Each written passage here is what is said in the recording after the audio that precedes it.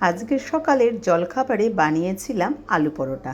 আর তার জন্য এখানে এক দুটো আলুকে সেদ্ধ করে নিয়ে তার মধ্যে একটু কাঁচা লঙ্কা, একটু পরিমাণ মতো হলুদ, স্বাদ মতো লবণ, চিনি আর সাথে দিয়ে দিয়েছিলাম জিরে গুঁড়ো ভাজা আর ধনেপাতা নামানোর সময় দিয়ে বেশ সুন্দর একটা পুর তৈরি করে নিয়েছিলাম।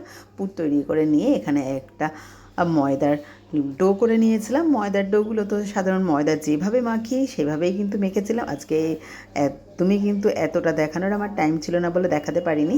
তো একটু লাস্ট মুহূর্তে ভিডিও করার ইচ্ছা হয়েছিল, সেই জন্য করলাম।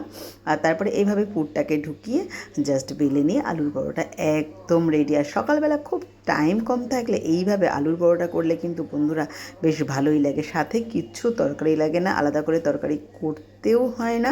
আমি কিন্তু আলুটা আগের দিন রাত্রে সেদ্ধ আলু বেঁচে গেছিলো, আমি সেটা দিয়ে এইভাবে করে ফেলেছি, যার জন্য খুব তাড়াতাড়ি হয়ে গেছে একদম। বন্ধুরা তোমরাও কিন্তু এই প্রসেসটা অ্যাপ্লাই করতে পারো।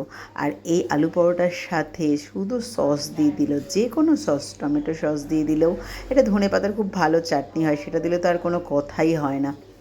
দিলে তোমাদের দাদাভাইও খুব ভালো খেয়ে নেয়। পুকুসোনার তো খুব ফেভারিট, দুষ্টু একটু পছন্দ করে, খেতেই হবে।